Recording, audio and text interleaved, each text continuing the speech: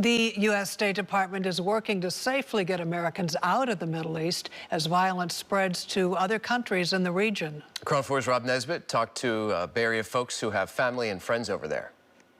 Travel to and from Iran has never been easy, but as airstrikes intensify and airspaces close, it's now next to impossible.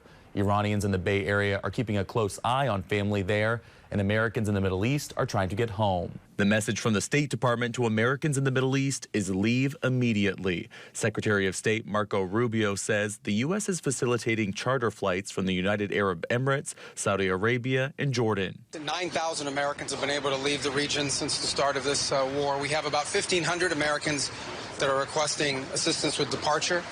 We have identified and continue to identify charter flights, military flight options, and expanded commercial flight options, meaning working with the airlines to send bigger airplanes with more seats. Thousands are keeping an eye on their family and friends in the Middle East, including Mohsen Mitaher, who grew up in Iran. He now lives in San Francisco and says at least one of his friends is on the wait list to get home. I was trying to get back to the U.S. through Dubai, and I heard that there was no option. And the only way that they could get out was to drive to Oman. Mitaher's family in Iran has described the war as worse than the 12-day war that occurred in June, with a constant smell of explosives in the air. His mom is currently visiting him in San Francisco and had planned to return home to Iran, but the level of destruction is keeping her in the U.S. Much more intense situation, and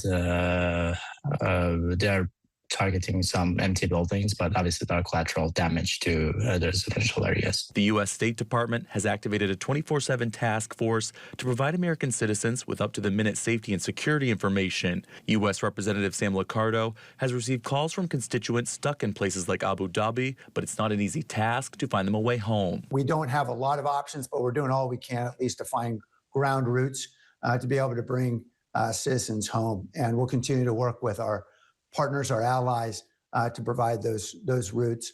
The State Department says Americans in the Middle East can enroll in the Smart Traveler Enrollment Program, or STEP, to receive the latest updates from the nearest U.S. embassy or consulate. Reporting in the newsroom, I'm Rob Nesbitt, KRON 4 News.